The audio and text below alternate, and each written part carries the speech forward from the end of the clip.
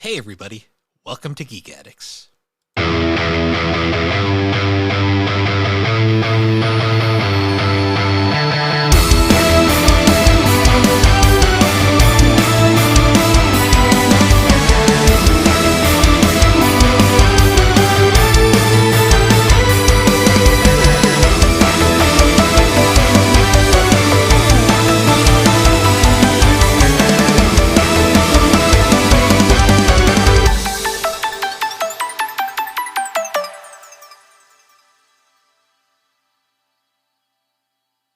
Hello and welcome to Geek Addicts, a pop culture podcast where standing in a nuclear reactor can cause you to suddenly not be able to tolerate pants. My name is Matt. With me as always, Bill Barber. How's it going, Bill? Oh, it's going. It's finally looking like spring. I know. Sort of. Well, yesterday was debatable, but yeah, today was nice. Yesterday was like the high 30s, almost 40. And I was actually like thinking about it. I'm like, we were just like so like, the cold was so bad this winter that like going from hot back to that, like we're just like so not used to it. So we're like, it's cold. And I'm like, 30 is actually not that bad, and all things considered. So that little like 30-second blurb we just did just made me realize that we're old because we start almost every episode talking about the weather. We are old. We're 31. I'm gonna be 33 this year. Wait, 30. 32, I think. I don't even remember. Fuck. 32, 33. I don't remember. How old am I? See, that's the real realization that we're right there. Yeah. Yeah. But yeah. I don't even know where to go from here on that. Yeah, it's been I'm pretty sure we start most episodes talking about the weather than bitching about work. It's typical 30-year-old old person stuff at this point. Talking about how tired we are. Yeah. Tired because we exist. Because life is just tiring. Yep. But yeah, so what have you been up to this week, Bill? Not a whole lot, I'm not gonna lie. So I've been waiting for my tax returns to come back. That's been a big thing. They finally did, so I'm finally debt-free on credit cards, which is great. Nice. Now I've just got to keep it that way this year. But that's where I'm at. At least like keep it under control, not get to where it got this year, because last year was a fucking nightmare. But we'll see. My plan, we'll see if it actually holds. But my plan is that now that all the credit cards are paid off, and I'm down to just one credit card now, so I have all my auto payments to default to the credit card, and that's just the only thing I'm going to use it for. Maybe occasionally use it for gas, but that's all it's going to be used for. So I think that's a smart play to keep myself from drowning in it, especially now that Cindy's working and we actually have some money to use during the week. Yeah. No, that makes sense. It's been like one of those weeks where I've been just like, I wanted to play video games this week and I didn't have time because I was always either tired or I'd get home from work or I was recording a podcast or something. Because like I think like my 2 free days, I was literally just like I sat on the couch and the next thing I knew it was like 10 at night. I'm like, oh shit. Whoops. So I didn't. Damn it! I forgot to sign this. Usually pretty good about that. No worries. There we go. Yeah, I didn't really get a whole lot of media stuff done this week. I didn't watch any of my ongoings, so no anime this week. Only played a little bit of my video game stuff. Reading a lot of manga. I've been actually on a manga kick lately because I've been able to kind of just sit down and read a book. I'm currently reading the Yashihime manga, and I have to say, it is like night and day difference between the anime and the manga. It's like it's like the Dragon Ball Super manga like anime differences, only like even more extreme. Yeah. Like, I'm reading it through and I'm like, this makes sense. Like, the structure, like everything's explained, the characters are actually developed. I'm like, this is like, I'm just sitting there, I'm like, how did they get the manga this right and the anime so average? Like, I don't even think the anime Yeah. is bad. I just think the anime is just kind of it is what it is. The manga is actually Not up. legitimately pretty fun. Yeah. I was gonna say the anime version is definitely not up to par with the original Inuyasha show. So from Well, what I saw, at least. no, and that just was never going to be a thing because it was years later, and I think they wrote that anime from the seat of their pants. To be honest, I think because Rumiko was barely involved. I think she came up with the character designs and some minor stuff, but other than that, it was mostly written by Sunrise, Okay. which shows. The manga itself was written and drawn by a different artist, but Rumiko was an advisor. So at least I think that way it kind of fits in better than a bit better than fits in better than the way the Sunrise anime did, where all the characters felt out of character. Yeah, that makes sense. That's essentially sounds like the same setup as the Super manga. Because Toyotaro was pretty much writing and drawing it all, but Toriyama was just like, "Hey, no, do this instead." See, what's crazy about the Yashahime manga is the artist. It's actually like a male artist, which is really weird at first, but the art style is interesting because it's like super different, but it also fits really well, like with Inuyasha's style. Like it's weird. Like it's very clearly not Rumiko, but it like works in a weird way. Yeah. Okay. Yeah, but I'm on volume 7 currently. I think there's 10 total. Only 8 have been released as of now, so over out in America. All right. Yeah, I still got to finish the anime before I. Well, I mean, at this point, I have to rewatch season 1 because it's been Yeah, years. season 1 is the rougher of the two, but you do probably need to rewatch it because there is some Well, it's the lore. whole setup. I mean, it's half the show, so I mean, kind of. You'd be amazed how much of season 1 is literally pointless. Like it's actually kind of funny. I mean, that doesn't really surprise me that much, but There's like especially if Sunrise is doing the whole thing. there's like a handful of episodes in season 1 that matter, and then it's just like straight up like a lot of like monster of the week shit, which was honestly kind of what Inuyasha did as well. I But was gonna like, say that's the most Inuyasha I've seen out of it. well, the funny part is they'll introduce a plot thread, and then they'll just ignore that for like half the season, and then they'll do one episode where like, oh yeah, you guys had parents. We should probably talk about them. Yeah, that's funny.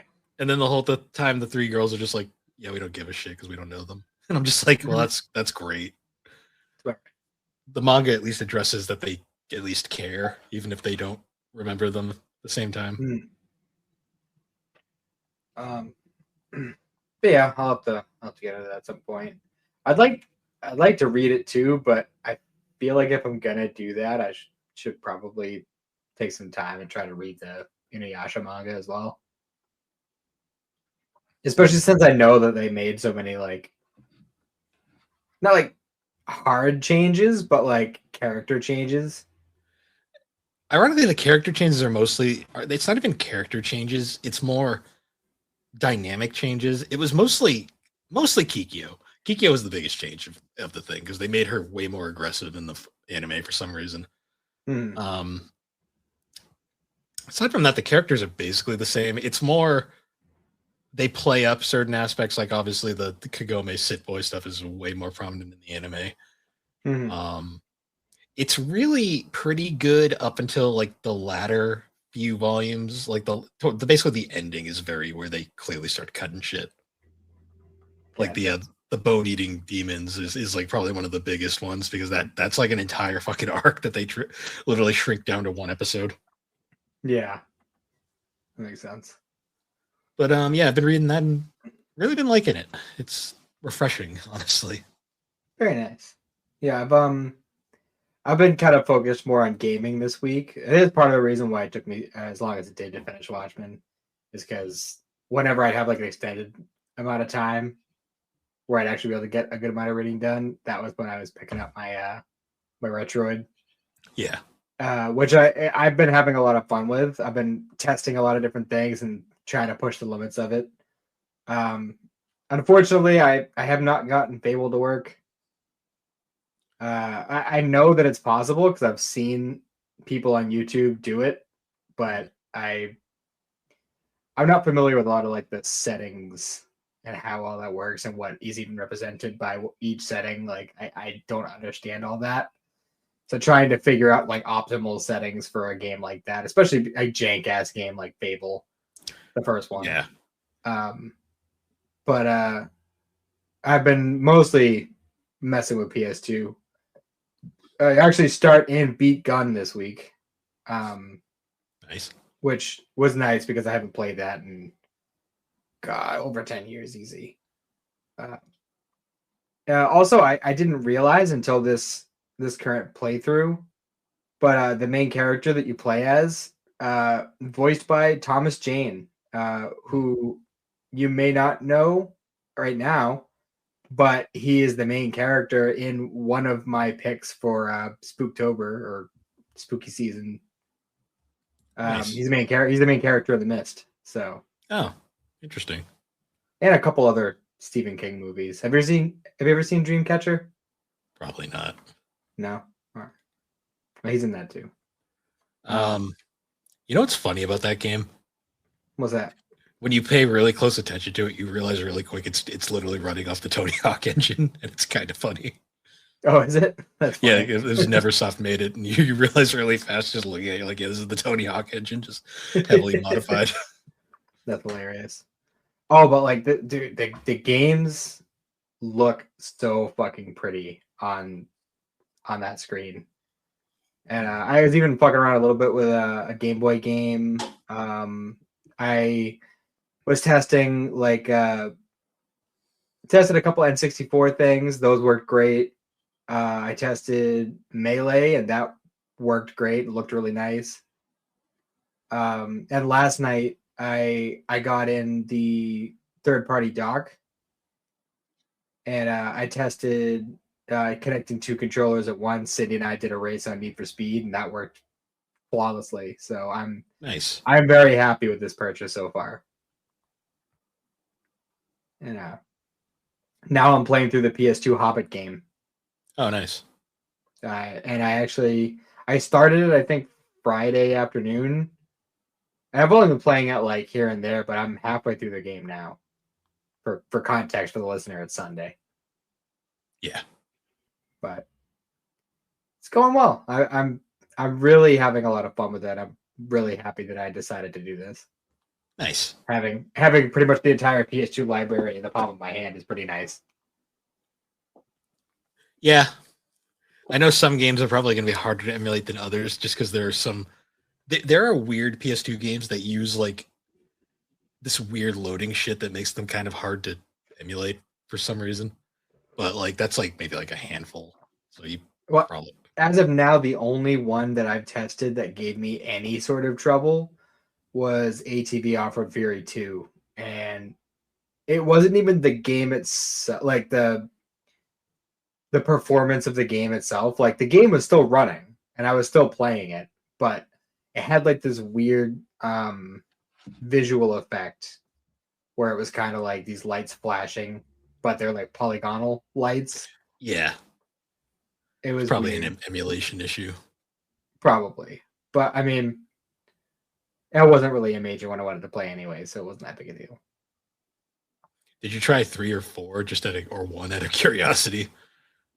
Well, no, because 2 was the one I downloaded because that was my packing game with my PS2. So I played it a lot. You got a packing game. I did. I did not get a packing game. It's like funny. But that's fun.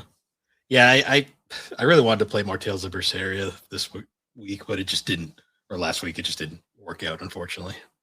I gotcha. But yeah, I'm working through that. I'm sure by the next recording, we'll probably have finished Hobbit. I hope, because I am starting to get to a difficulty spike. Hmm. I'm debating what I want to play next because I have a few games already loaded on there that I'm like some games that I've already played in the past and some games that I've never played that I'd like to go through. But I don't know. I'm thinking about it and I'm trying to decide what I want to go for. Hmm. Nice. Yeah. But yeah. Oh, and I'm also I'm officially in uncharted territory with the CW verse because Yes. I've hit the point where I haven't seen a damn thing. Gotcha. That's always fun. Yeah, so it's all surprises from here on out. You're going to see some really So good stuff and a lot of shows in a stark decline. So yeah, well, the last thing I watched was the Elseworlds crossover. that one was good. Stuff after that, we'll see.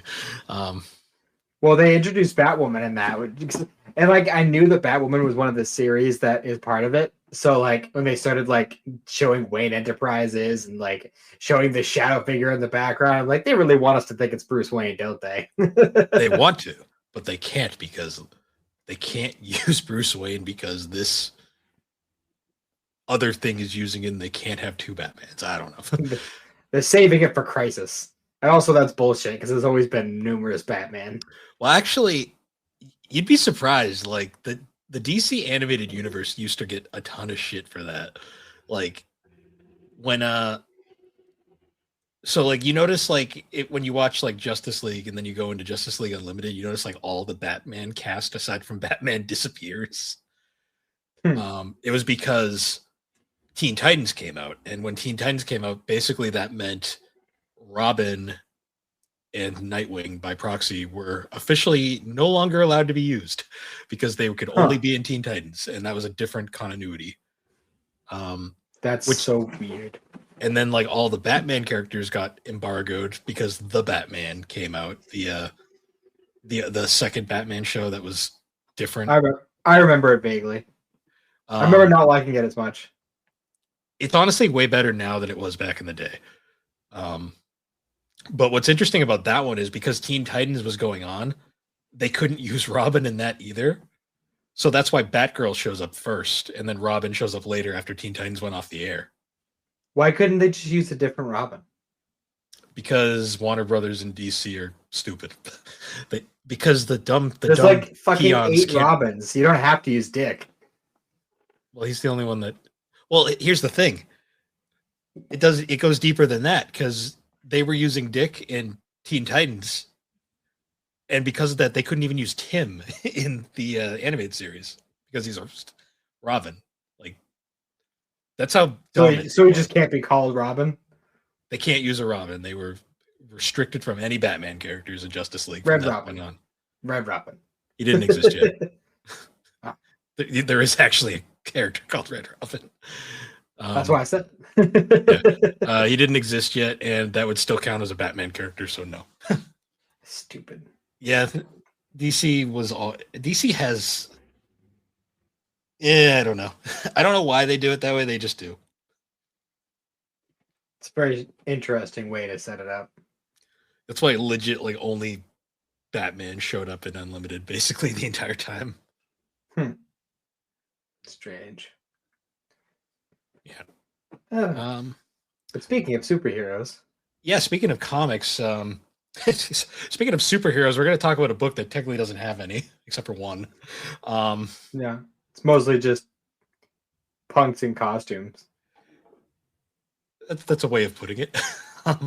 We are talking about Watchmen, the 1985, I want to say, originally published. That's when it takes place, so I have to assume. I believe so. Let me check Wikipedia.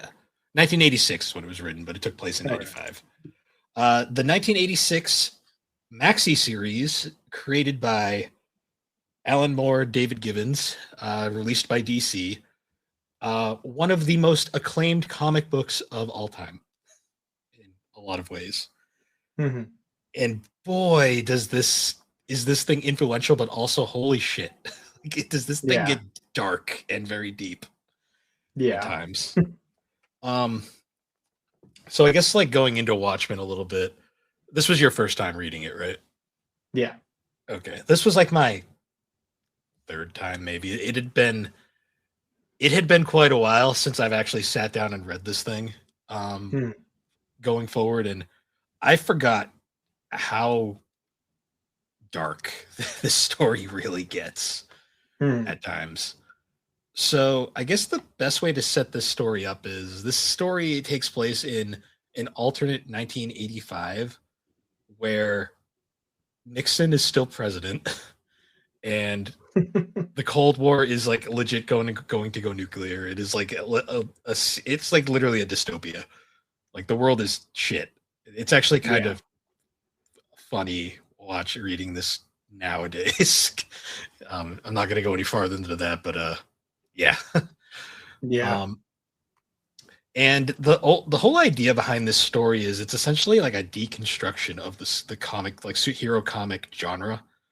Hmm. It's essentially like what if there was actually like what if we had these heroes but they were in like the real world and it was like a believable setting for the most part, Hmm. and you realize real fast that would be shit. Like that would be Yeah. really bad. Um, so I guess going a little bit farther into the setup, the characters for this story, it's actually kind of interesting. The original idea for Watchmen was they were going to use the Charlton Comics characters who DC had acquired at the time, which are Hmm. famously like characters like the Question or Blue Beetle, Captain Atom, characters like that, Peacemaker. But DC realized really fast we just paid a lot of money for these characters, and we really don't want them to be killed off and made unusable. Hmm. So they urged Alan Moore, the writer, to make XPs essentially, like original characters, but similar. So that's why when you notice really fast, like characters like Rorschach are is the Question, but like a more exaggerated version of the Question. Um, Hold, before we can, well, keep talking, but yeah, I'm googling what the actual pronunciation of his name is because I was struggling to try to I fucking believe figure it's that out. Rorschach, like because it's supposed to be a reference to like Rorschach paintings, like the ink paintings like that. Um, there is also a Night Owl who is technically based off of the Blue Beetle, but a lot of his design does also take inspiration from Batman. But character-wise, he's very much Blue Beetle. Um, What the Night Owl? Yeah, he yeah, reminded me a lot of Batman. Batman aesthetically, but character-wise, he's Ted Cord. Like he's very much Ted Uh, Cord. According to Um, this, it's Rorschach. Rorschach. It's a word that's hard to pronounce. Captain Atom, obviously, Doctor Manhattan, Nuclear Man, basically. Hmm. The comedian was Peacemaker, a heavily exaggerated. Basically, Al Moore was like he took everything of a Peacemaker that he didn't like and just exemplified it into the comedian, which is why the Yeah. comedian is the comedian. Um, the other ones are less clear to me. I think the other two are kind of like amalgamations of a lot of characters because I believe what's her name? I'm already forgetting her name. Um, Silk Spectre. yeah, Silk Spectre or Lori. She is like she's supposed to be based off of a character called like um, Night something. It's one of the characters I don't remember, Nightshade, but she takes a lot of elements from Black Canary as well.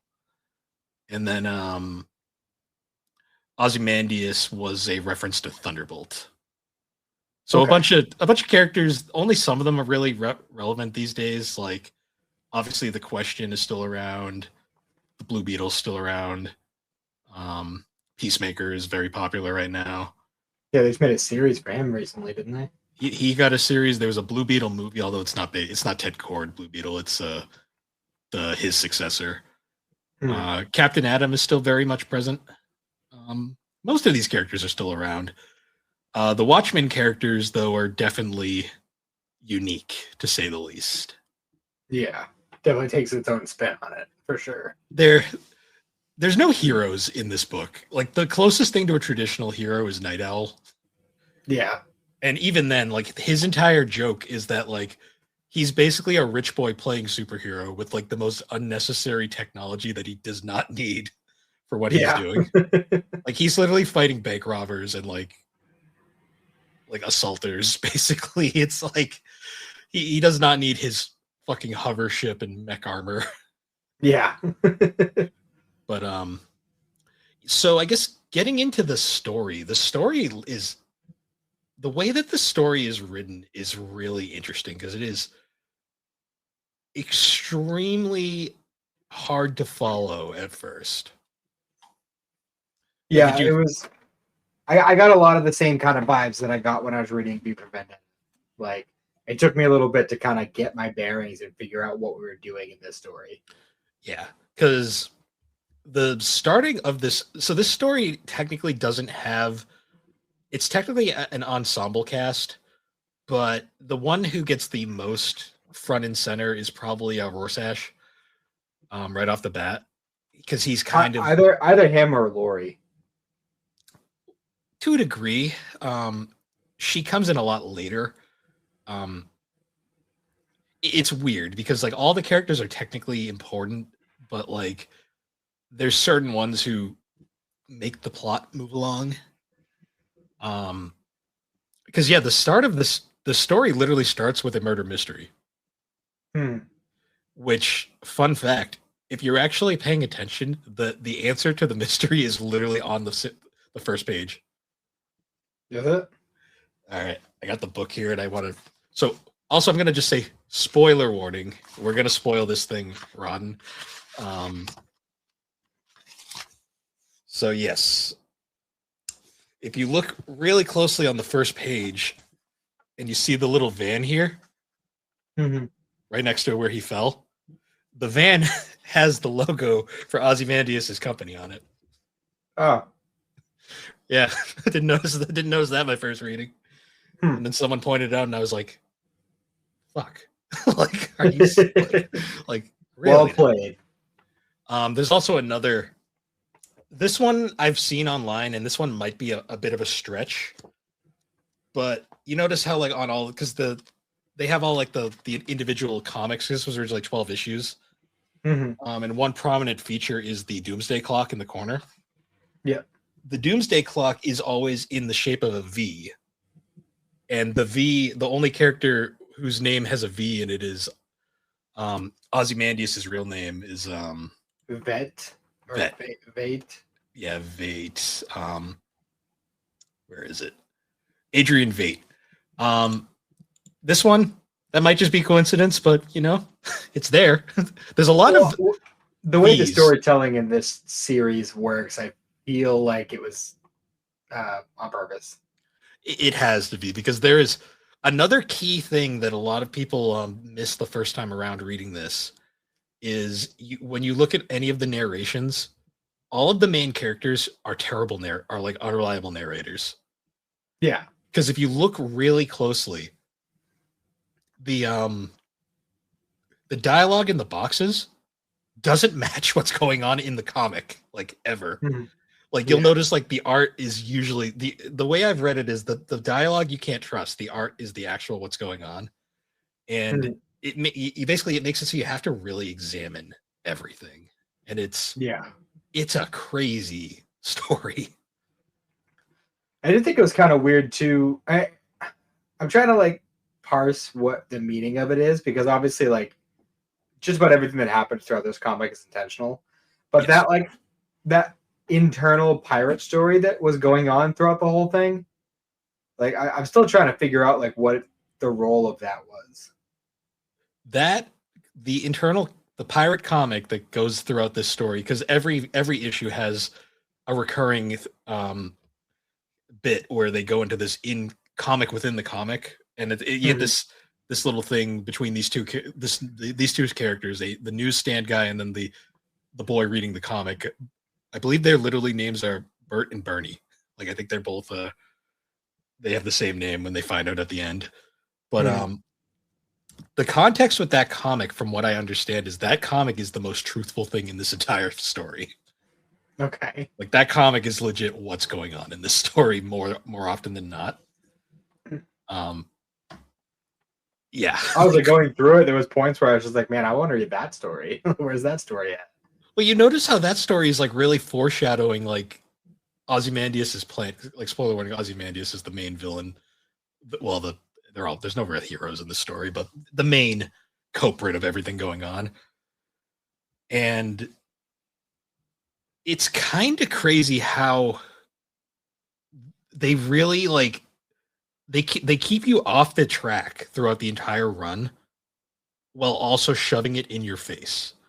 Because if you this is talking like one thing I really want to praise is Dave Gibbons' art. It is intense in a lot of ways.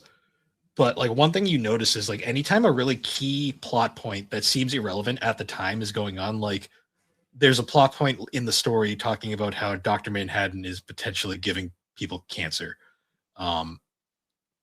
Anytime the cancer thing pops up, there's always one of Vet's like products is always around in the background whenever those points come up.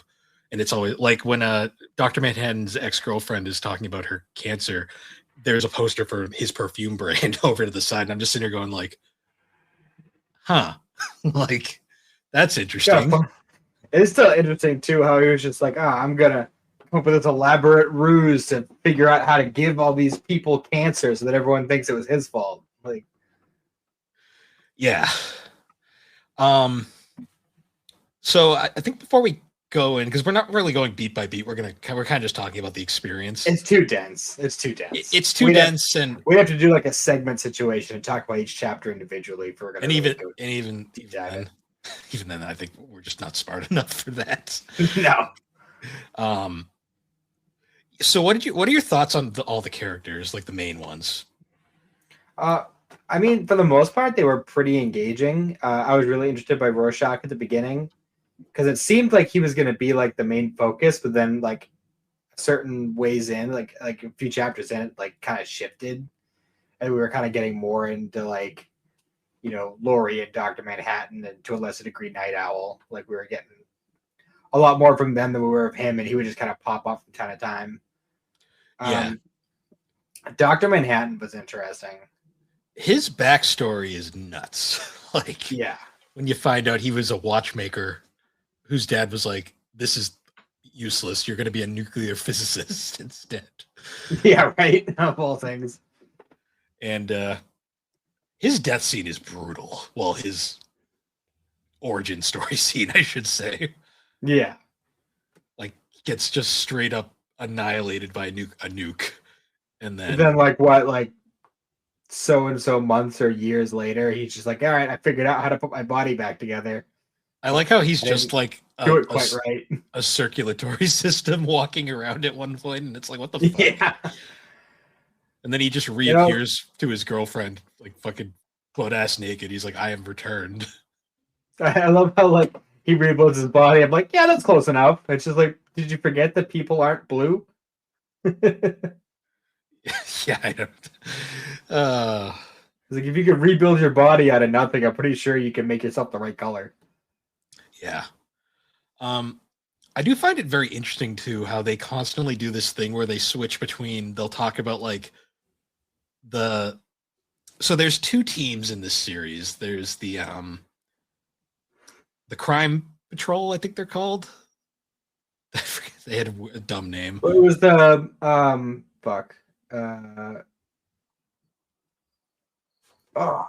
So the current day team, or at least before the bill that was passed that outlawed vigilantes, the last team I think was like the Crime Stoppers or some really dumb name. The first one was the Minutemen. Yeah, the original team was the Minutemen, who they were essentially the JSA, like the original heroes. Yeah. And then they were replaced by the whatever, the crime whatever people. I don't remember their name. Also, I find it interesting that like the name of like how, you know, Dr. Manhattan was a clockmaker and the original superhero group was the Minutemen. Yeah, and the whole theming of the book is like clock, and then like it's all 12 chapters, 12 hours, it's all there. I just always love the fact that this deep shit was written by this dude. This Charlie Manson looking motherfucker. That guy who does not hide his opinions on things, let's just say. I know nothing about him, so I couldn't say. But you can tell by the way he writes about certain things that, oh yeah, this is how this guy believes. mhm. Because it's so freaking, it's crazy. So interestingly enough, like one of the characters that I think gets the weirdest, like the most development, despite the fact that he literally dies on the first page, is the comedian. Yeah, honestly, and uh, I have a lot of mixed feelings about the comedian. He's not supposed to be likable, so. But at the same time, he's not entirely unlikable either. I don't know if I like him, to be honest. He murders a pregnant lady. I mean, a lot of fucked up shit happened in Vietnam, all right? His response to being rejected is he immediately fucking like attacks women. It's not pleasant. No, it's not. And that's why, like, you're starting out and you're like, oh, this dude's just a piece of shit. But then, like, there's some stuff you find out later that kind of like. There's one very big reveal regarding him. Which they don't even, like, completely come out and say. They mostly just kind of leave you to be like, yeah, that what you're thinking is it, but we're not going to say it. Well, Laurie basically says it without saying it. Yeah. And when you go back and think about it, it makes a lot of sense. Especially when you look into, like, her mom, like, in the present day talking about it. Yeah. So one of the big mysteries of this thing is who Laurie's actual father is. And for like most of the story, you think it's this random guy, the Hooded Justice. Hooded Justice, who's also a giant piece of shit. But that's for a different reason. I don't remember what his deal was. It's never explained in the story, but all the backstory reveals he's a giant Nazi supporter, and I'm just like, oh, that's great. Oh, yeah, wonderful. So yeah, he sucks, but So Laurie's mom has great taste in men. I mean, nobody in this book seems to have great taste. I'm just gonna say, except for maybe Night Owl. No, even he has that. He's got that other thing too. Now that I think about it. What? Yeah, he had the Catwoman-esque relationship for a bit there. I don't remember. There was another heroine who he was close to that may or may not have been a villain, but it's not really important. It's mostly just a one-off panel. Yeah, you fucking you bang a bad bitch. You know, it is what it is. Doesn't mean you're a bad person. I think it was more she banged him, but that's besides the point. Just means you're looking freaky. That's all. Night Owl's got a lot of issues.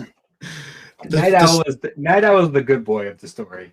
He's, despite being like the most grounded character in the book, he has got issues too, though, like a lot. Yeah. But going back to the whole comedian thing, like throughout the story, there's a whole.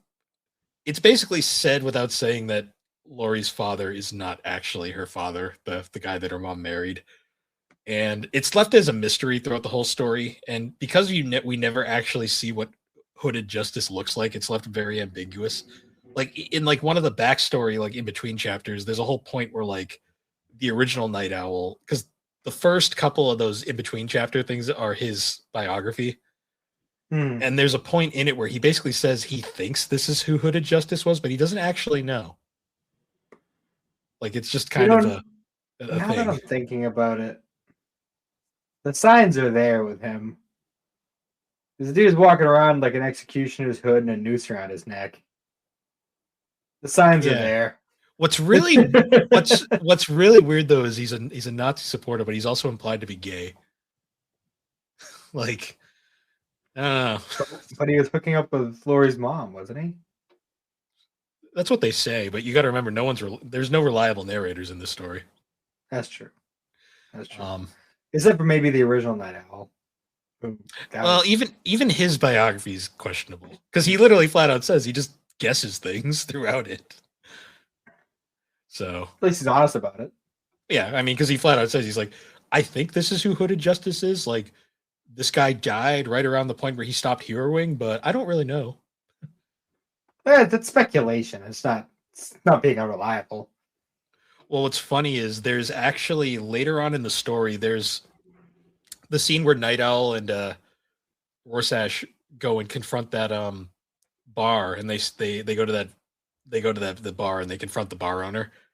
Mhm. If you look closely in one of the panels, there is a very predominant gay couple, older gentlemen, like very predominantly in the front of the thing. Mhm. And a lot of fans have theorized that that's actually Hooded Justice with his partner. And David Gibbons actually was told about this, and he straight up said, "That's not what I intended, but I'm not going to Sure. say you're wrong because that's actually pretty fucking cool." Because he says that, I'm just like, wait a minute. So you never know. You never know. Yeah. This story is fun because you read the ending of it and you still don't know what the fuck just happened. Yeah.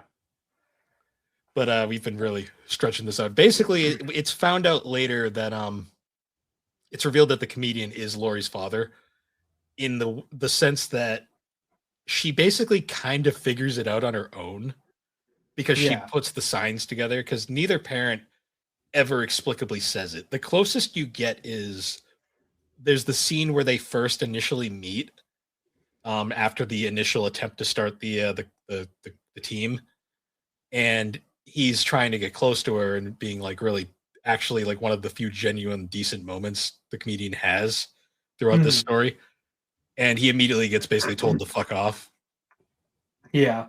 which he does. Keep in mind,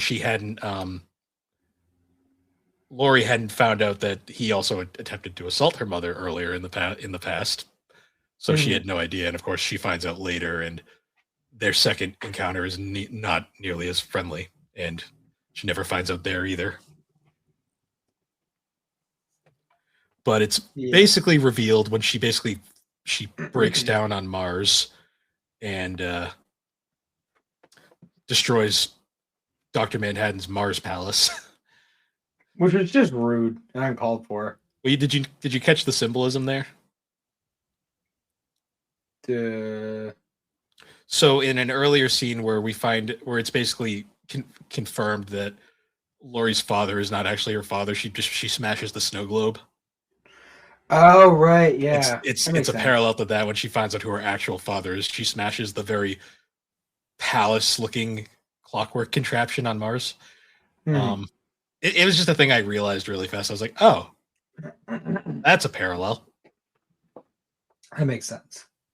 And then the final basic confirmation is right at the end of the story. Laurie's mom kisses the photo of the original team right on where the comedian was, Yeah. which was basically just like the final confirmation of that. Also, did you notice the other thing right away that I thought was interesting was anytime like a woman like fights back against the comedian, he immediately assaults them or murders them.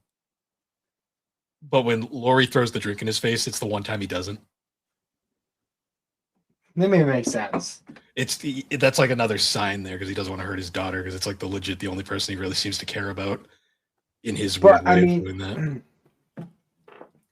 well, see, here's the part, because I don't want to say like I don't want people to get the wrong idea. The comedian is a piece of shit. There's no way. There's no two ways about it. He's a compelling piece of shit though, because his character is so weirdly deep.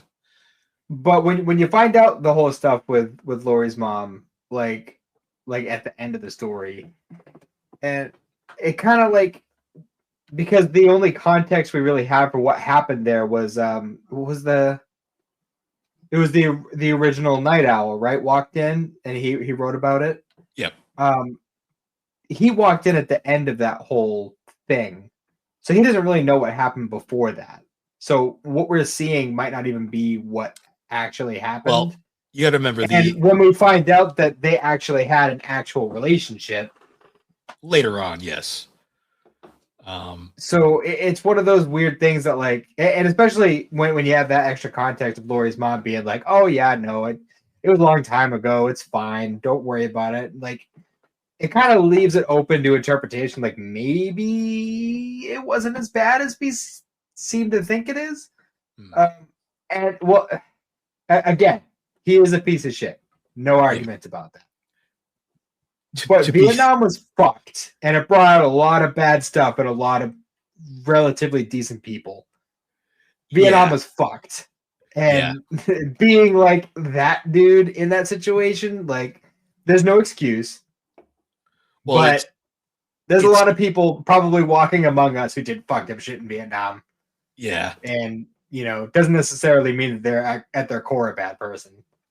No, the thing with the comedian is he's literally like the definition of like a nihilist. Like he legit only really cares about himself.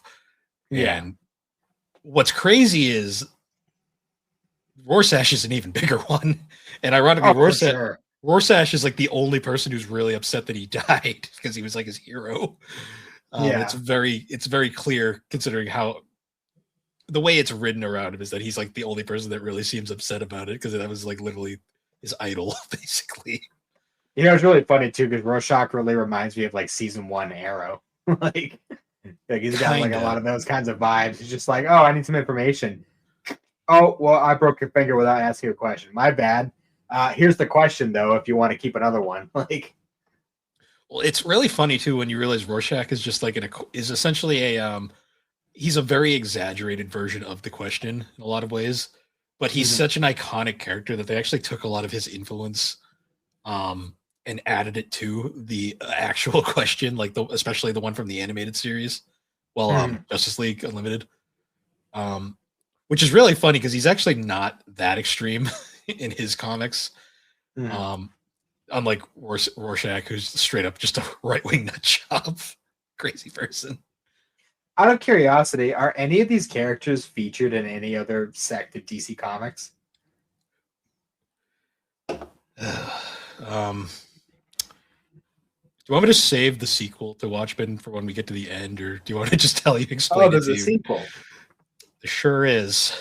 Wasn't aware of that. It's all right. Fans would prefer it didn't exist.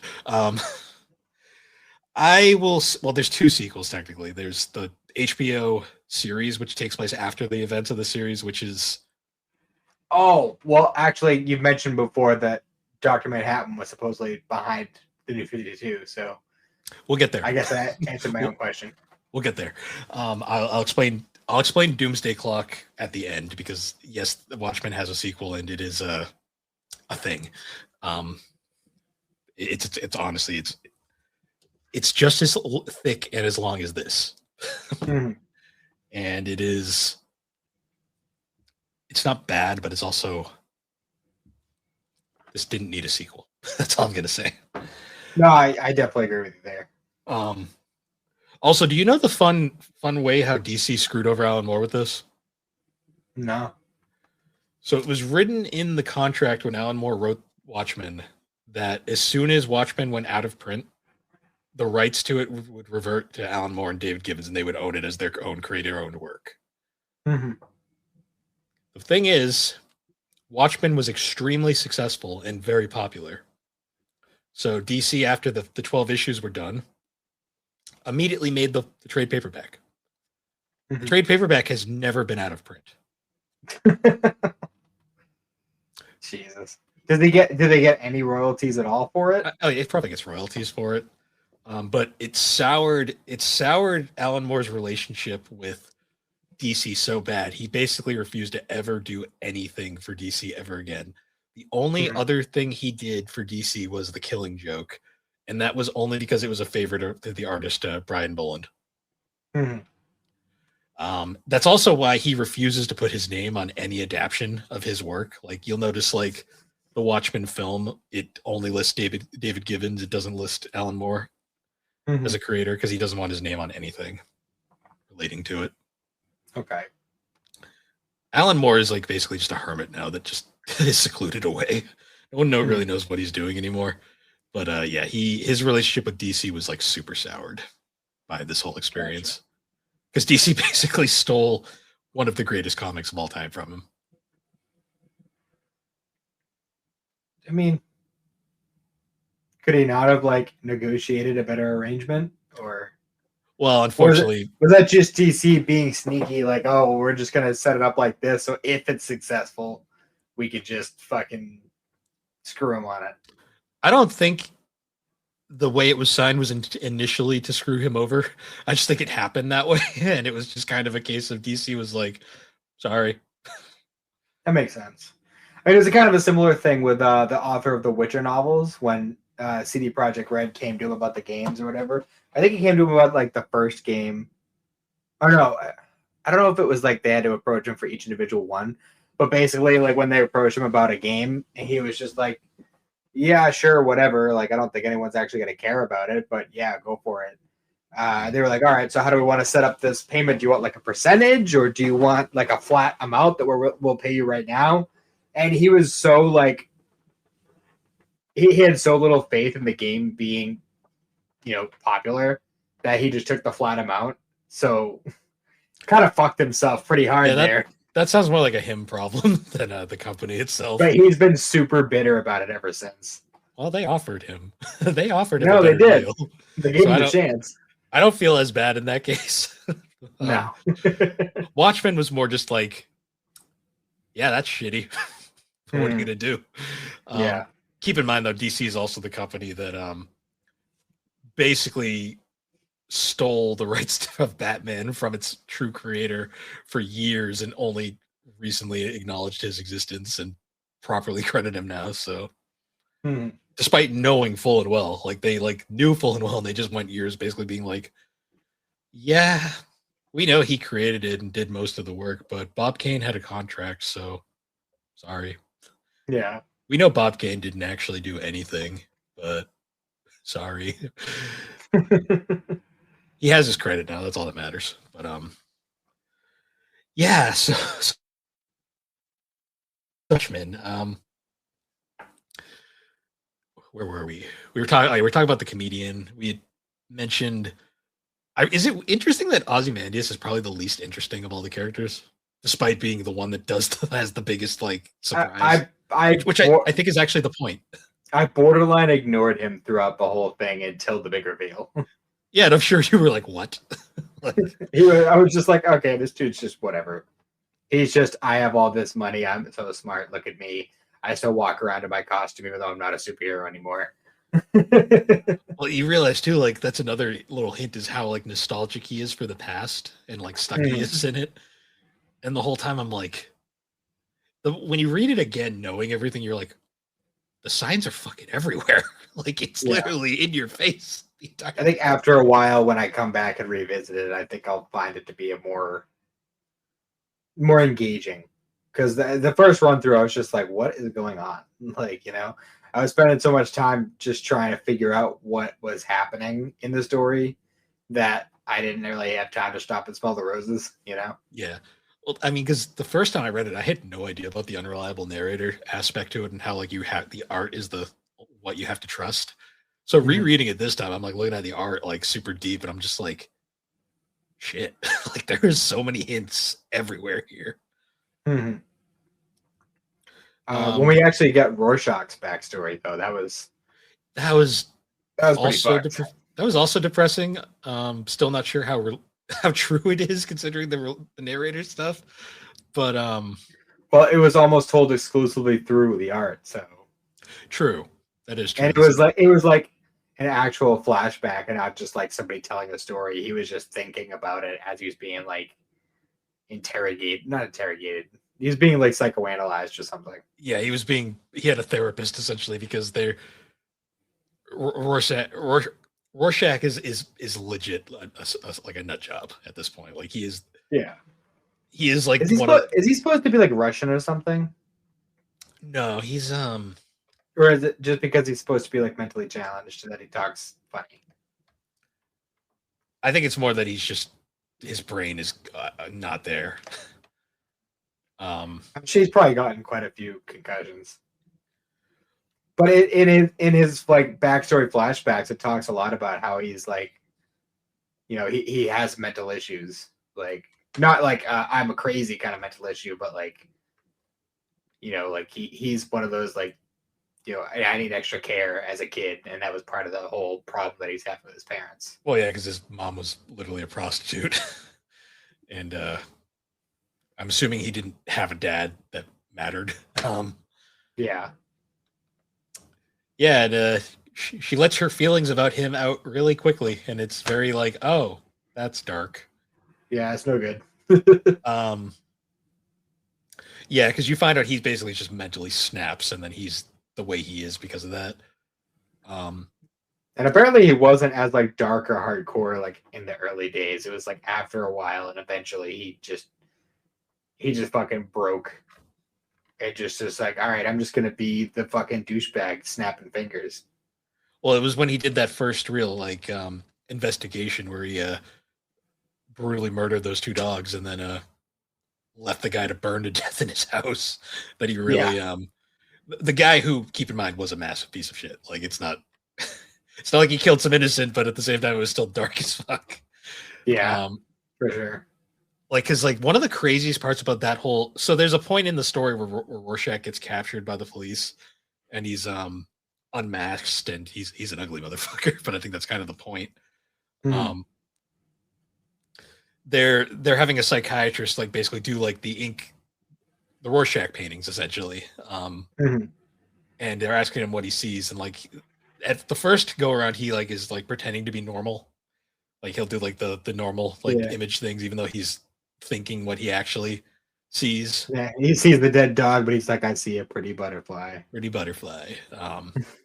But then like the what's crazy about that thing is though, as like that doctor continues to like interrogate or like see him, that doctor slowly starts losing his mind talking to that kid, talking to him.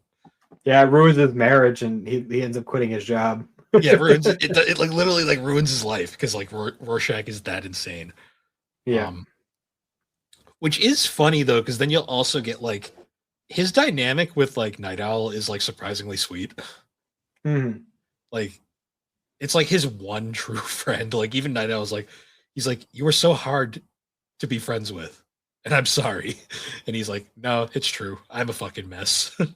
Like, at least he acknowledges it. Like his first like the first scene where you realize they're close is like when he breaks into, also the running gag of people just breaking into Night Owl's house and him having to constantly call the locksmith. Yeah, right. But he just breaks into his house and he's like, yeah, you were asleep, so I just helped myself to some beans. Hope you don't mind. Yeah. That's a running gag. gag. A lot. He breaks into people's houses and just starts eating their food. Well, if you see his own house, it's a fucking shithole. Yeah. They make the joke too that he smells like shit, like wherever he goes. Because like Laurie can't stand him. Like Laurie like hates him whenever he's around. Yeah. We should probably talk about Laurie and John a little bit. How Laurie, who's also not a great person, she straight up ruins a relationship just for the fuck of it. Yeah. Granted, Dr. Manhattan wasn't much better in that regard, but like you look at the to be fair, she was like 15. It's not like she knew any better. Oh, I will say art-wise, like there's that scene where you see like Laurie's like younger days, and there's like that scene of her in the gym, and I was like, oh, okay, so it's just her training, and I'm like, and then it cuts to her mom is like, oh, hi, happy 13th birthday. I'm like, 13. Like, yeah, no. Right. I was like 13. No, that was an adult woman. What are we talking about? No, she was being groomed to be the next Silk Spectre. Yeah. Just when she said 13, I'm like, that's not a 13-year-old. Maybe for the 80s, but like, holy shit. That's actually another big hint to like the actual story in the background too, because it's like Laura's mom like went through all this shit when she was this, doing the vigilante thing, but like she's so nostalgic for it that she forces that lifestyle onto her daughter at a very young age. Her daughter, who wants really nothing to do with it, like there's a whole implication that she's just doing it for the fuck of it, doesn't actually care. But she's also got like a weird thing for it too. Like she has like this really love-hate relationship with the suit, so to speak. Yeah, well, she hates the suit. Like so does Rorschach. The metaphorical suit. Yeah, she hates the literal costume because she's basically running around in her underwear. Yeah. Because like the scene that got me the most was, so she was like 16, I think, by that point. The scene where they're doing the whole trying to get the team together and they're all met up there for the first time. If every panel of that, like you look at the art, she's like eyeing Dr. Manhattan the entire time. And I'm just like, damn girl, you're not subtle. She watched that Blue D. It was out on display most of the time, so I love how they go out of their way to censor it for like the first half of the story, and then like they just at one point they're like, "Fuck it," just Yeah. dick. Also, his like Literally. weird, just wears less and less clothes as the story goes. Yeah, he just eventually gets to a point where he's just like, why am I bothering? This is stupid.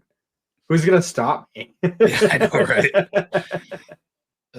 I also love their breakup scene because it's that is just such a fucked up it scene was too. so bizarre, and I was like, wait, is this really? Yep, that's happening. Okay. Well, Because it makes for it some work. reason, like the relationship is like, I don't know, it's getting to like a strained point, and he's just like, you know, it would make her feel better if I made clones of myself and went to town on her. Well, like, what the fuck? it gets even fucked up, more fucked up, because there's a running theme with Dr. Manhattan that he's losing his humanity more than he already has. Like he's losing touch with it. Like he's basically like he just doesn't give a shit anymore. What makes that scene even more fucked up though is like you get that introductory scene, and then she wakes up and sees there's two of them, and he's like, "What the?" She's like, "What the fuck?" Like, and that pisses her off. But then she goes into the room and finds out he's not even there. He's in another room actually, just working. Yeah, like typing away on his computer. And she's like, "No, we're done. I'm done with this shit. This is ridiculous." Yeah, which. That scene made me laugh because like that is such a fucking anime trope too. Like, we joked about it with Naruto. Yeah, I was gonna say, that, Naruto's doing that because he makes it a point at one point to be like, oh, it's like a rule of mine, no shadow clones in the Hokage's office. Like, so you're sending those home to do your business with your wife, aren't you? Like, knowing Hinata, she's probably into it. So probably because those two have like. Despite being awkward as fuck, they're together. They're like a weird, even more disgusting thing. So, although it's like a weird thing when you think about it, because if that weird anime filler episode where the shadow clones were around so long they became sentient holds true, then that's really weird. I'm gonna hope. No, I don't want to think about that. All the shadow clones gain sentience. It's like, wait a minute. It's so Dr. Manhattan to me is like such a weird character because like from the outside you think he's the villain a lot of times, but then you realize he's really not. He just kind of is there. He literally is just kind of he's literally just like living off vibes by the end of the story. Yeah, he's just like, you know what's more interesting than humanity? This sand. That entire issue, like the entire issue with the sand and stuff, is probably the deepest one. And the whole time it literally just has this well, because it's told out of order. Like that entire thing is just all over the place, like the time frames. And it's literally him just chilling on Mars being like, sand. This is nice. I found this picture. Isn't it nice? And then we get all his backstory. I love that his like I got like this weird thing in my head. Like I think whoever wrote Frozen definitely read Watchmen. Because there's a very similar scene where Elsa's doing her whole like fucking like, oh, I'm just gonna run away and live in the mountains or whatever, and she makes a big ice castle. I'm like, that's literally what fucking Dr. Manhattan does on Mars. Yeah. I mean, Watchmen's extremely influential, so it wouldn't surprise me if it was referenced. Like if you want to talk about weird like references and stuff, Rorschach is apparently was the primary inspiration for.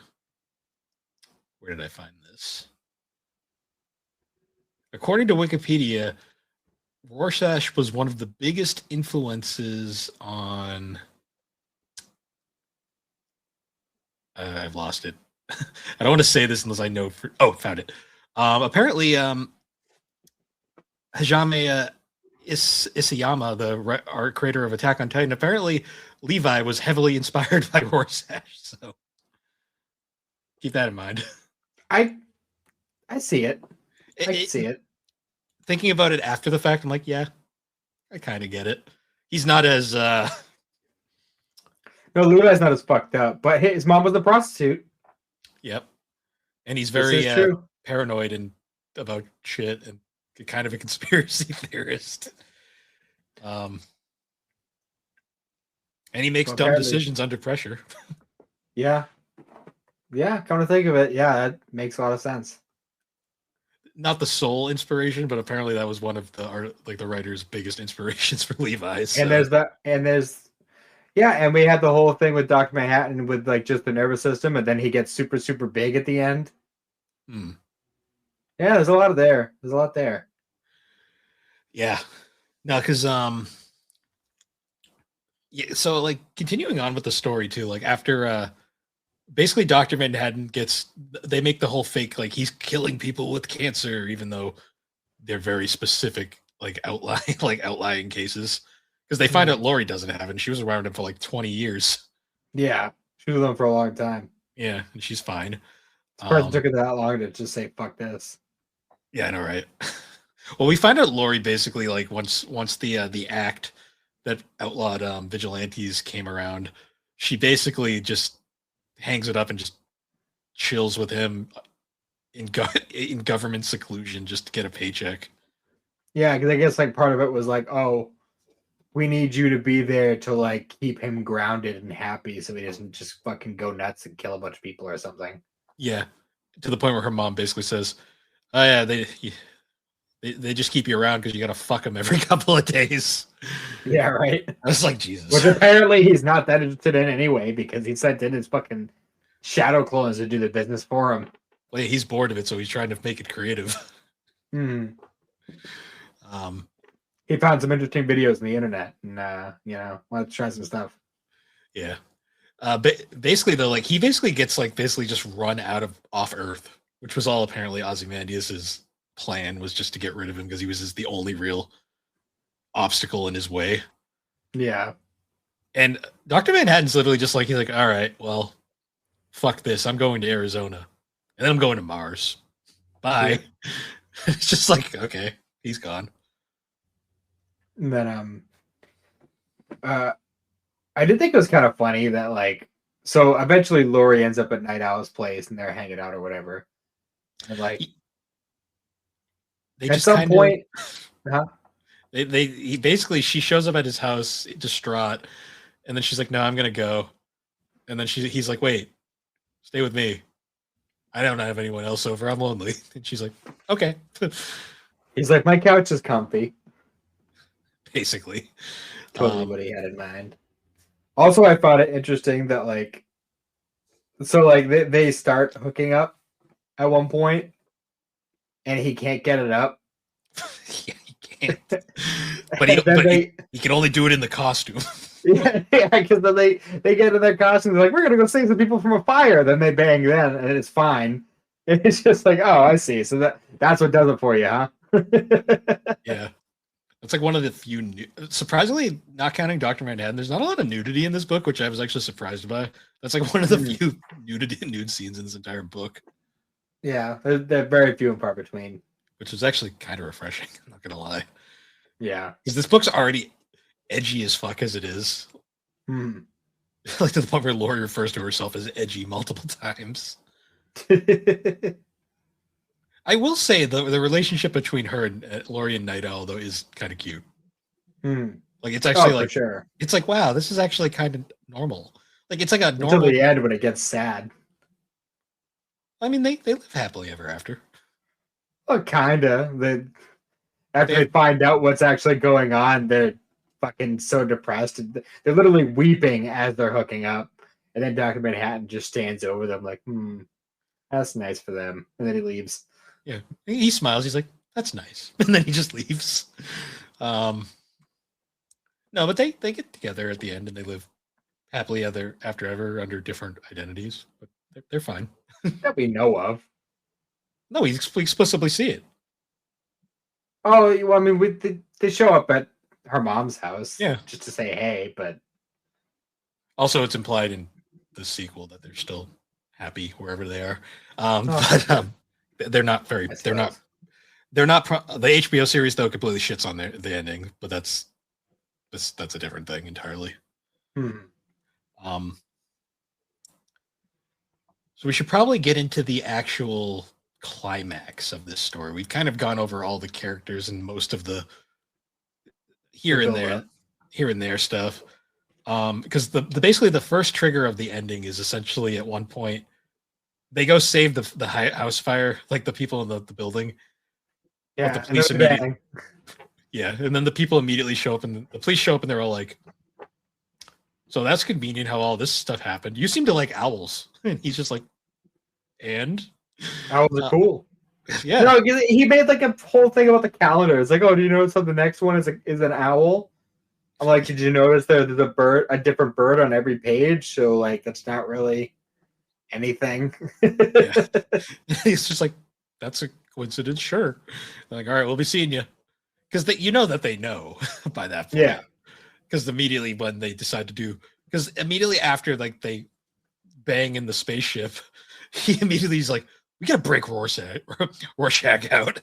Just Yeah, right. Like completely out of there. Like, you know what? I think that guy was onto something. We're gonna break him out. yeah, I think I like the cut of his jib. I know you don't like him, but we should break him out. They Yeah, just after do he it. killed somebody with a harpoon gun. Let's go get that guy. Yeah, I mean, he didn't matter. It was fine. There's no heroes in this book. True. So yeah, they go and do like the prison break, and I did like that. Rorschach's entire prison experience is hilarious because he just doesn't give a fuck in the slightest. He's like straight faced the whole time. Like all these people are trying to break into his cell to kill him during a prison riot. And he's just like, yeah, I'm just gonna, break the toilet, blood it, and then I'm gonna use your fucking welder's fringed cord to just electrocute all of you. Yeah, there was that, or the guy in the food line who was like trying to stab him, and he just fucking grabs the fucking boiling oil and just fucking in his face. Which that's a severe oversight having that in reach of the most psychotic person in the prison. I also like how the lunch lady's like, "What are you doing? Don't do that." Like, oh my god, the 80s, man. Yeah. So they break Rorschach out, and then they're preparing basically to go on the run, and then Dr. Manhattan just shows up and goes, "Lori, come with me." She's like, "Okay, sure." Sure. And then they just fuck these guys anyway. Even though Night Owl's like, "Lori, no, okay, you're gone." Oh, she's not coming with us, I guess. Yep. Her ex came and got her. All right. Let's go. And then they escape off into the snowy tundra. I also love the fact too that like Night Owl has like different suits for different environments, and I'm just like, when would he ever need these? Yeah, right. He fights like bank robbers on the streets. Even though the snow one does come in handy. He just liked to have his toys, that's all. Yeah. So they're doing that. They're heading off to basically confront Ozymandias because it's been pretty much confirmed that there's something going on there. They know he's involved. And meanwhile, Dr. Manhattan just takes Lori up to Mars and then forgets that she needs air. Yeah, right. He's like, "Oh, right. Sorry. I forget about My these bad. things. My bad." And she's like, "Don't forget the goddamn air." It's too funny.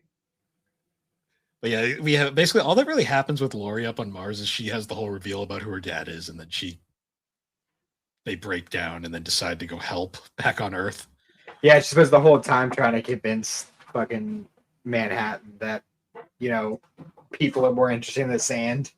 And eventually he's like, yes, the chances of the one sperm and the one egg combining, it's just like the sand.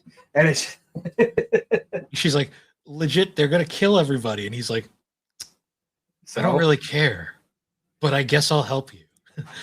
I don't know why we're turning him into Shatner, but I don't care, but you were really good in the sack. Shatner would have made a good Dr. Manhattan. That's a movie I'd like to see. I gotta watch the Watchmen movie. I've never actually watched it, and I've heard it's not. No, I was actually gonna ask you about that. I thought you had seen it. Shit. Well, I mean, that's all I've ever heard is that it's a bad, DC movie. but... So, see, all I've ever heard is people say it's bad, but then I've also heard people say it's not. So I don't know. I guess we'll have to cover it on the show and form our own opinions. Yeah, it's because honestly, like not to spoil my opinions for the end or whatever. But I feel like this would work. It would be more engaging in a different medium. From what I've heard, the movie is fairly faithful. It's just it's a movie. Taking a comic and making a movie is especially one this dense, is always going to be hard. Well, there is a director's cut, so yes, that is true. Yeah. So going back to the plot, though, so they're basically Rorschach and Night Owl are basically heading towards Ozymandias's snow fortress because he earlier in the story fakes his death and just kind of disappears off the grid. Because reasons, like it just kind of happens, and the whole time I'm like, it's like, oh yes, the mass killer. Well, yeah, because there's a whole thing about they're killing heroes left and right, which we find out later is all Ozymandias. Yeah. Because there's an earlier part where we find out the comedian had gone to one of their villains who had been kind of like reformed by this point and basically just confessed all this stuff, which he was like, he referred to it as drunken rambling, but we find out later was actually him. He got too close and basically discovered Ozymandias's plot. And we find out basically, it's basically revealed, yeah, he killed him because he knew too much. Yeah. He didn't want to be part of it. Because by that point he was like, well, gotta keep it going. Yeah. Because we then find out like this whole doomsday clock that's been very present on all the volumes is actually counting down till midnight, which is when Ozymandias's plot was supposed to take place, where he was this thing that has been foreshadowed basically throughout the story is that he's been planning this big thing. Like you see like little images of stuff that you're like, what is that all about? The whole as you read. And we find out he's basically going to save the world by killing everybody. Well, in New York. Killing New York, basically. Because his thoughts are, his entire plan is, I'm gonna make the world think aliens are coming, and that'll cause everyone to unite under one greater good for the sake of humanity. Which ironically is exactly what happens in the Halo segment we'll be covering later. Yeah, kind of, yeah. So basically, it's like this whole thing of like they're going. He's basically like planning it out. He's like, oh wait, you didn't think you could stop this, and he just fucking does it. It just straight up one of the darkest. He's like, I did it like a half hour ago, man. Yeah, it's like you guys are already too late. And like we cut to one of the darkest fucking panels in this entire book. I can see if I can find it real quick. Oh yeah. This beautiful image. Yeah. Of essentially he made this giant. He basically, because he's like a splicer, I guess, made this giant like squid alien creature that just and then used it as an excuse to kill all of Manhattan. And it's fucking dark and like literally a ton of like the background characters that we've like kind of like gotten accustomed to in this book all get just straight up murked here, just dead. Yeah, Bert and Bernie dead. I'm so fucking sad when they died. I was like, these guys have been like my favorite recurring characters because the comic scenes are always really fun. What's interesting though is like that whole thing happens and like basically like they're like it gets to an entire point where like essentially they just kind of finally like after like there's a point where Ozymandias tries to kill Dr. Manhattan by blowing him up the same way he was created. And killed his cat friend, by the way, which I was like, that's fucked. Oh yeah, I kind of forgot about that. Yeah, well, he's like, fucked. He makes the whole point. He's like, I'm sorry, buddy, but it has to happen. And then kills Dr. Manhattan, who then immediately comes back. He's like, well, you thought that would kill me? Like, really? He's like, you realize that's how I got I've made my body again before. It's fine. Like, you thought that was gonna work? It's like that was before I knew how to use my powers. Like, yeah, because there's a whole point where he like. Where like Laurie thinks she like takes him out, and then she looks down and sees he caught the bullet in his hand, and she's like, "Ah, shit!" And then he just fucking suckers her. Yeah, and like they basically have this big confrontation, all of them, and then it literally ends with the point where they're just like, "All right, well, you can't bring everyone back. You don't want to just say It- like, let's just say nothing. We didn't see anything and just move on. Basically, yeah, because he's basically like, well, you could tell the world the truth, but then the world would go back to World War III. yeah. So if you keep your mouth shut, the world will unite and ultimately be a better place. For now, anyways, because it's very implied this is only going to last so long. Yeah. But the whole thing goes where basically like Ned Owl's like, yeah, fine, fuck it, let's just do that. And Laurie's basically Yeah. like, yeah, whatever. Dr. Manhattan's basically like, I don't care either way. Yeah. But then Rorschach's like, no, I don't care. I'm telling everybody. Yeah. Rorschach's like, no, that's fucked up. I'm gonna go do it. Then Dr. Manhattan just fucking explodes him. Well, that scene's so fucked too, because like Dr. Manhattan in a weirdly compassionate moment is kind of like he's like Rorschach, don't. And he's like, don't make me do it. He's like, just fucking do it. And he's like, okay, and just blows Yeah, him up. takes his mask off and just like, just fucking pull the trigger. Yeah, because he's straight up, he's not gonna stop. And Dr. Manhattan's like, don't do it. Stop. Don't make me. And he's like, I'll fucking here, do it. I'm not gonna stop. And he gets fucking just gone. Yeah, I'm just saying, with like the ultimate power Dr. Manhattan has, and with like what I know, like the little bit that I know about the role he plays in later DC comics, like could have just zapped into another universe or something, or another planet. Like, didn't have to just fucking blow him up. But shock value. And also, Hey, hell, he even if he was gonna kill him, he didn't have to blow him up. And there's plenty of other ways he could have killed him that would have been a lot less. Like, oh look, there's just a stain on the ground. And I mean, some guts over here. it is one of the most shocking moments in the entire comic, and it's like Like, literally it's a like one of brutal death. it's one of the last pages too. It's like right at Yeah. the end, and it's like it's insane too, because by this point you don't think any more of the main heroes are gonna die, and it's just like, oh shit, oh yeah, he's Yeah. gone. And then yeah, basically like Ozymandias thinks he won, but there's also another fun foreshadowing thing when he's like celebrating his victory. If you look in the background on all the little computer screens, one of them is a snow globe. And I'm like sitting here going like, they're foreshadowing this is all gonna fucking explode again, isn't it? Hmm. Yeah, and it's implied that Laurie and Night Owl essentially changed their identities and went off to live their own lives. And But not before confronting Laurie's mother about her parentage. by confronting her, but also not really confronting her, because it's still never exactly said. No, but it's pretty obvious by the end. Oh yeah, you find out. Like, by this point, it's just it's very obvious, but it's kind of like a whole thing where they go off and they don't look anything like each other anymore because now they're just blonde. With she's like got short blonde hair now, and then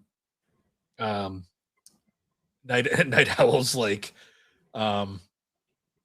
he's got like blonde hair and a mustache now. I'm just like, sure. Yeah, at first I was like, who the fuck is this guy? Yeah. But yeah, they go off, and then the final page is one of the more interesting pages though, because it does actually imply it's one of the most up for debate panels if you don't take into consideration the sequel.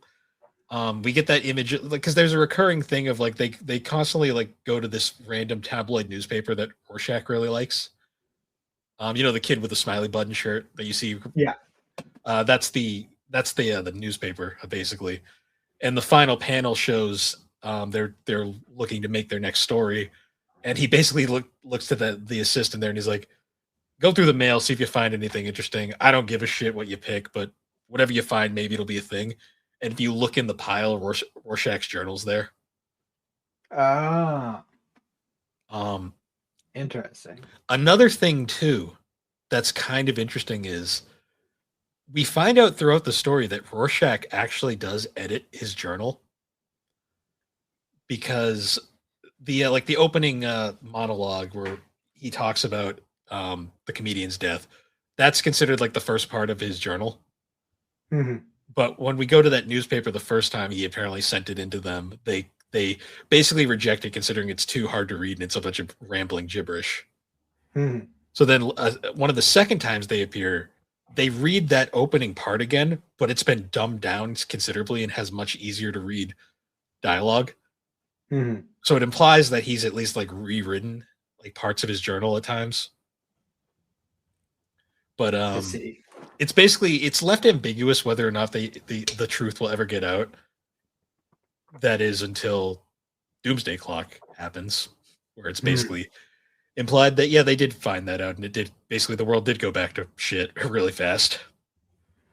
It's about right.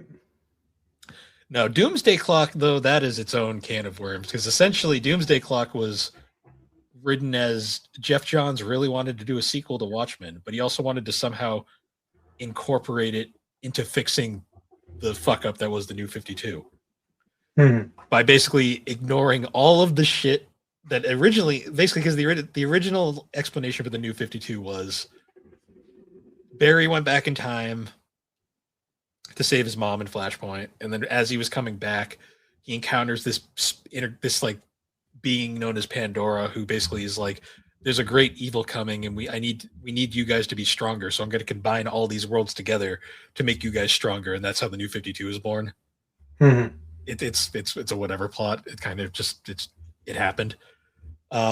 We find out then though years later that they were like, that was a mistake. We need to we need to unfuck the DC universe. They decided it wasn't Pandora. All that shit doesn't matter. Mhm. Dr. Manhattan. That's what happened. It's basically implied Dr. Manhattan, after he left the universe, decided to go play God in other universes. Mhm. And he came across the DC universe and he found Alan Scott's lantern before Alan Scott found it. And he Mhm. moved it slightly a few inches away. So Alan Scott never found the lantern. The JSA was never formed. The world, because the Golden Age heroes never existed, the world became darker, so on and so forth. The New 52. Gotcha. And the whole Doomsday Clock, I haven't read it since it came out, so I'm very unfamiliar with it at this point. But basically, it's a few characters from the Watchmen universe travel to the DC universe because it mostly takes place in the DC universe. Mhm.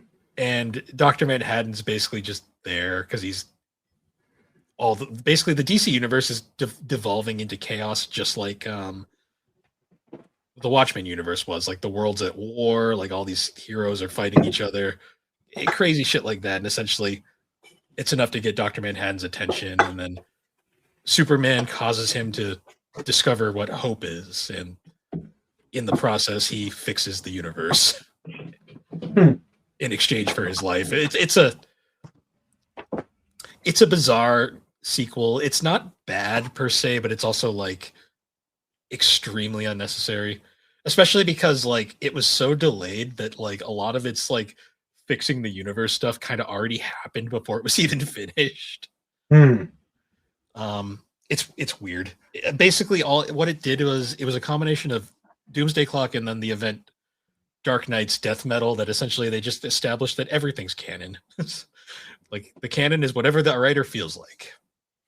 All right. And that's kind of what we've been with the DC universe since then. Um, but yeah, Watchmen is it has sequels, but I don't think it needed them at all. Yeah. Kind of like Hush. Uh, yeah, well, I mean the current Hush sequel is extremely unnecessary. Um, Hush could have come back, but I don't think Hush needed a direct sequel by any means. Not He for could have the been like a regular Batman villain at that point. yeah. See, the difference with that is though that was canonically in the DC universe. This was meant to be a standalone story. Yeah. One thing I do want to say though about like the way this is laid out, this book for a lot of points uses like what is called the 9 panel layout, Mhm. where there's no like there's really not a ton of full page spreads like anywhere in this story. It mostly uses the 9 panel grid with slight variation, which inherently is very easy to follow because it's literally just read left to right across the Mhm. panels. Um, it works for this story. I don't think it works for every story out there. What do you think of it? Of the layout. Yeah, the way they handled like the paneling and stuff. I mean, it was consistent at least. I mean, I definitely think there's something to be said for experimentation with panel layouts. And I know that's one of the things that Toriyama was really trying to drill into Toyotaro, is because Toyotaro kept doing very basic layouts. He was trying to get him to kind of like get out of the box. Because like, I don't know, because again, like I'm still relatively new to American comics, so I'm used to manga, and a lot of manga artists like to play around, or they'll have their different styles for panel layouts. Yes. Like for instance, Kishimoto for Naruto, he loved doing like the for a lot of like the big moments, like you know how in the Naruto anime they do the triple take a lot, where you'd have like you know like the impact, and you'd see it from one angle, then you see it from another angle, then you see it from a third angle. Yeah. That is like a direct reference to the manga, because in the manga it would be like one page would have like it would be separated into 3 panels in like different, you know, so there'd be like triangles or whatever, and it'll show the same scene from multiple angles. So like that's like a fun way to use the paneling, but also kind of get a full page spread for the same scene. So like while there's something to be said for consistency, I think experimentation and doing different things is kind of a necessity when you're doing comics. Yeah. It's well, it's interesting too. It depends on the book. Like some books get really crazy with their panel layouts. This one, it was very much a stylistic choice. Was just to do like Yeah. the 9 panel layout, which I think had a lot to do with the fact that how realistic and grounded this story is supposed to be. Yeah. Like we don't Like, need like crazy. This is the one simple thing about the story. Yeah.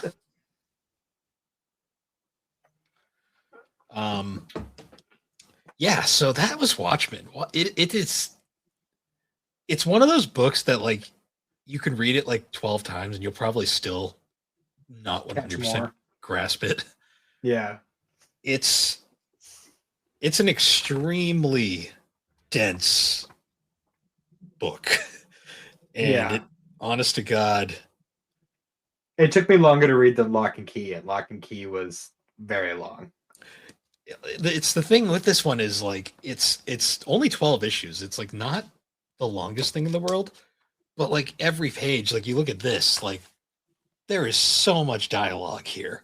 Yeah, it's a very dialogue heavy series. But then once you realize like the dialogue can't be trusted most of the time, then you have to analyze every panel and like look at the backgrounds and just see like what's going on, because you can understand why this is considered one of the greatest novels of all time.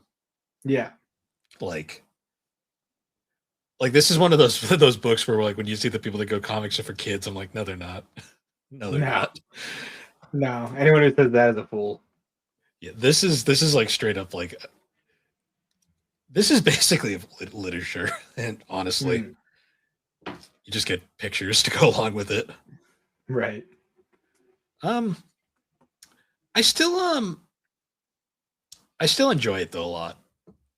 Yeah, I just finished it, and I definitely want to move on to some other things. Like I actually I only a few pages in, but I just started reading Howl's Moving Castle. So like I definitely want to start reading other stuff, but I am looking forward to like a couple years down the line opening up Watchmen again and reading it through with the context of having read it before and seeing what else I can get from it, you know, revisiting it. It'll be very interesting now that you've read it, how many other books you'll read and you'll realize, oh, that was a Watchmen reference.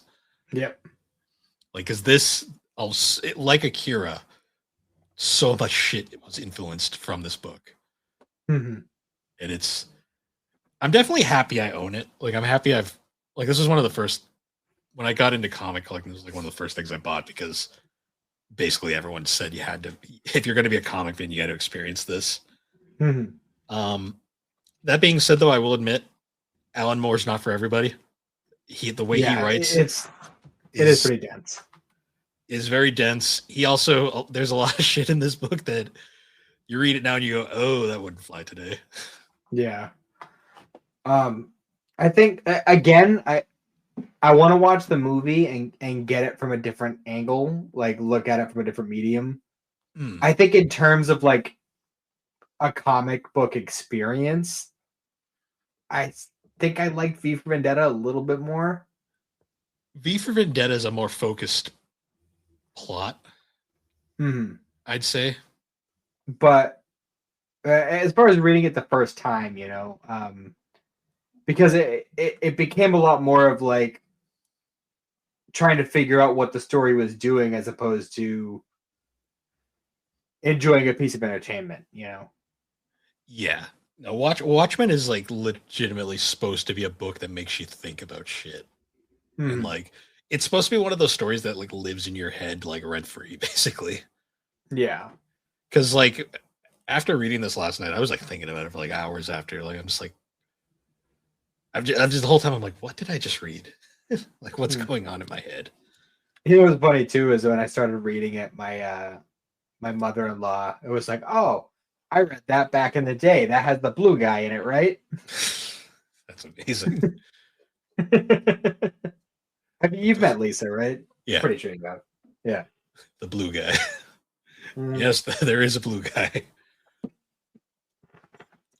Yep. So yeah, that was Watchmen. One other thing I wanted to bring up too before we move on is the colors. Like the so the colorist for Watchmen was a guy named John Higgins. And I have to say the way he colored everything, like those like garish colors really make it pop. Yeah, for sure. Like for the time.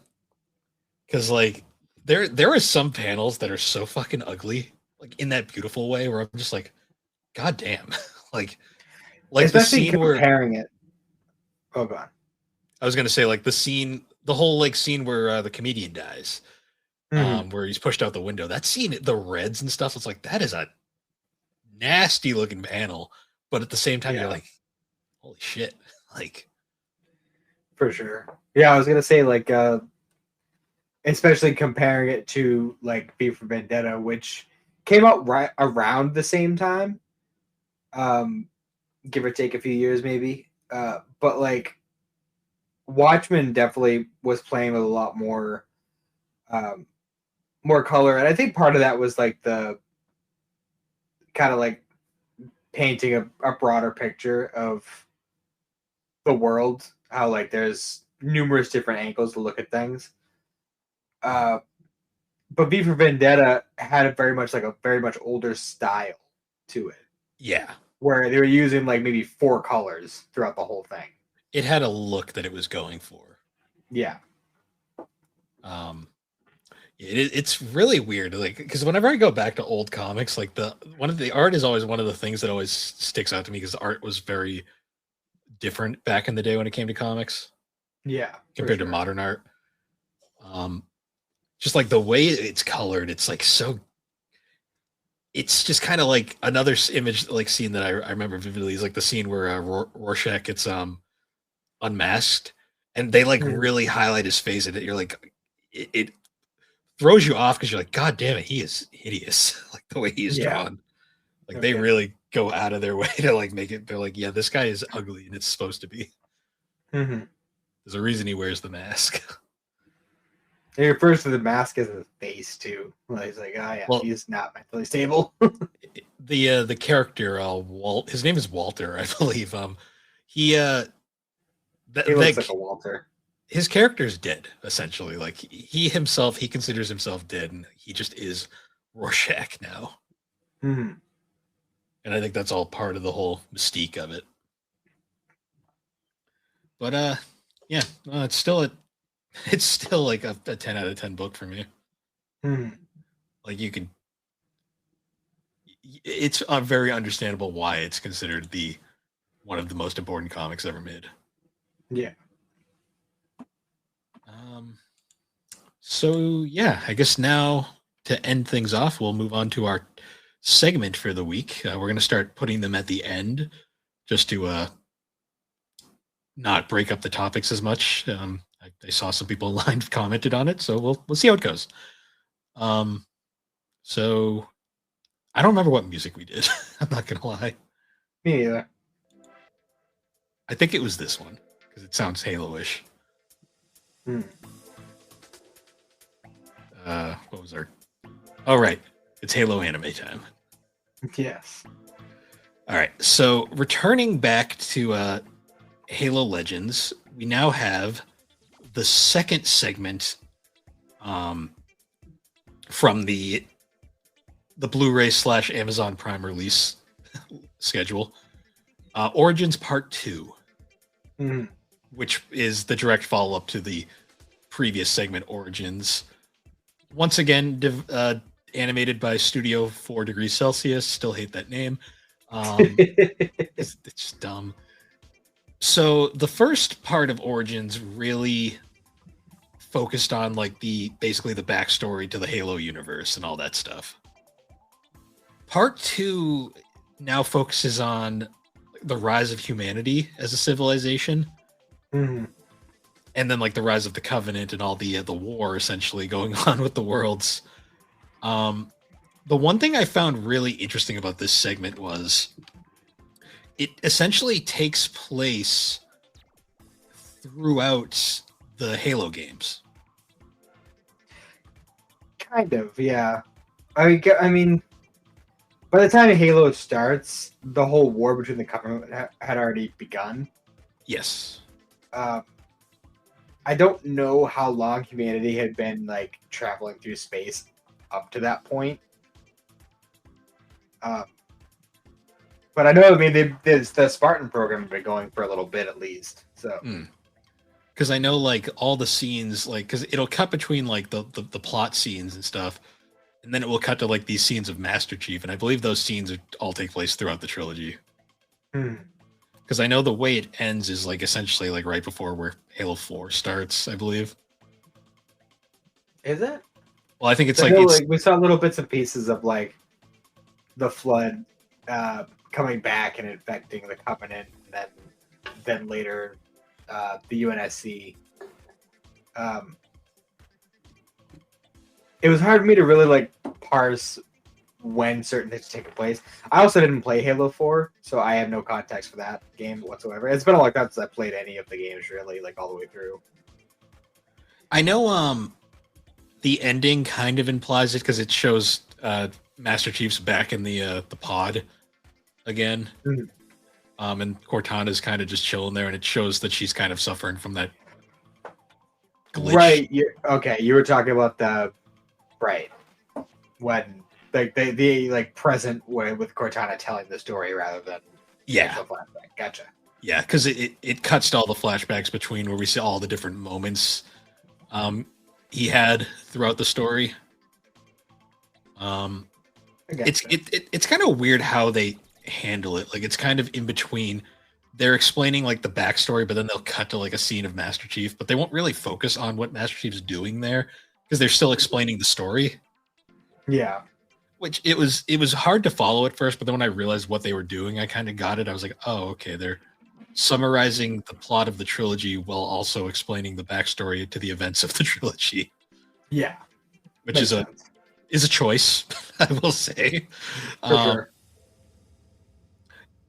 And it's kind of I hate to say it, but that's really all there is to it. Yeah, honestly, I feel like we should have done the first two parts as one segment. Yeah, honestly, rewatching these, I forgot that Origins is basically just they're one thing. I will say the animation is really pretty. I think they do a really good job. Very clean. Yeah. Like, Halo works as an anime surprisingly well. Yeah, honestly, that if they were to actually do like a series, I'd be into it.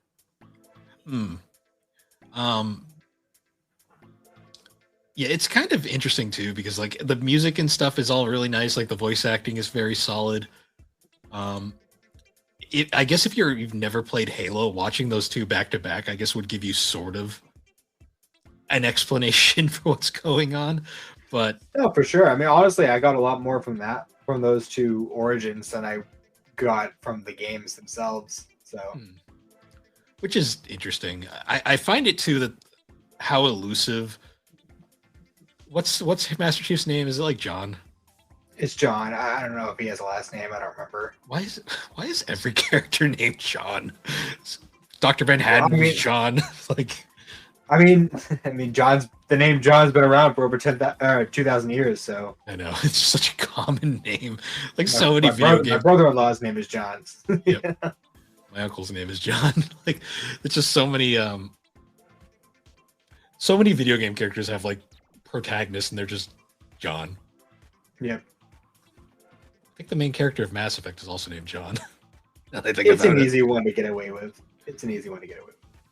Well, yeah, like essentially the whole story of this particular segment of the movie or series, however you want to classify it, is that humanity after the Forerunners. Yes. After the Forerunners, kind of just like redistributed the different species that they collected before annihilating all these planets. Humanity went through like this whole course of like, developing and getting more advanced, killing each other in more fun ways, I guess. Yeah. Until eventually they were like, we should work together to go to space because there's too many of us on this planet to support. I really did like the scene where it showcased them like populating the other planet, like building up that big city just for it to get immediately destroyed. Yeah. That was a cool effect.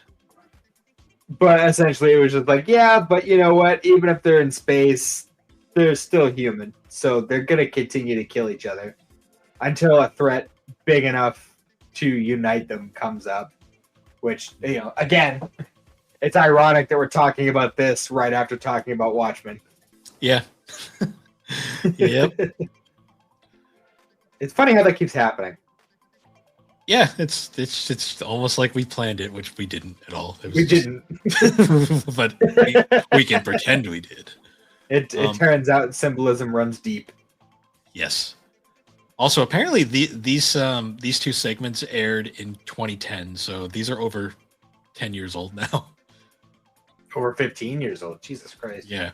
Animation still looks pretty good too. Yeah, it looks clean as fuck. Like, honestly, I have no complaints as far as the animation and art style go. Yeah, so that was the origins. Thankfully, every other segment after this is its own original thing. So it's like actually a story and not just like, this is what happened thousands of years ago. So every other segment is a standalone original concept. And what's fun about them is they're all animated by different studios from this point on. That's fun. Except I do enjoy that. There's only one other one. So there's one more that Studio 4C did, 4 degrees Celsius, whatever the fuck. But that one isn't till much later, and their animation's so pretty, I don't really care. We can see them again. Fair enough. I am looking forward to seeing what the one done by Toei looks like. That one is very fun, and we'll get to it in a couple weeks because it's the 5th segment. Gotcha. The next segment, though, is a fun one. It's called The Duel, and it's produced by Production IG, so that'll be different. All right. Is there anything in particular that I would know that studio for? Or well, Production IG, believe it or not, has done a lot of things like Akira. Oh, okay. Ghost in the Shell. They just did Kaiju number 8. So a lot of the mindfucky stuff. Okay. They've done a lot. Yeah, Kaiju number Fooly Cooly, apparently. Oh, no shit. Okay. They do good work. Haikyuu, apparently. Oh, they did Kimi ni Todoke. What about that? Oh, wonderful. How about that? Yeah, they've done a lot. All right. They're one of the more prolific studios on this list. And their segment is, from what I remember, interesting. I have not watched this in like over a decade, so I'm curious to see what comes up. Well, I'm looking forward to checking it out. Yeah. The toy one is very fun. They're honestly, all of them are really fun. The other one that 4 degrees Celsius does is actually my favorite. So we'll get to that one later. But yeah, that was Halo Anime Time. And with that, I think we will wrap this episode up. Once again, guys, thank you for joining us on Geek. I don't know what show I'm doing. Geek Addicts. Whatever show this is. Yeah, Geek Addicts. You can find Geek Addicts on all the major podcasting platforms, and check us out on the Superpod Network. That's superpodnetwork.com. Awesome site where you can find all sorts of different videos, blogs, podcasts. We're currently doing a series of blogs on our favorite Game Boy Advance titles. I did one. It should be out at some point. Whenever Aaron publishes it. So look out for that. Yeah, keep an eye out for any more fun stuff from us there. And until next time, guys, we will see you all later. Have a good one.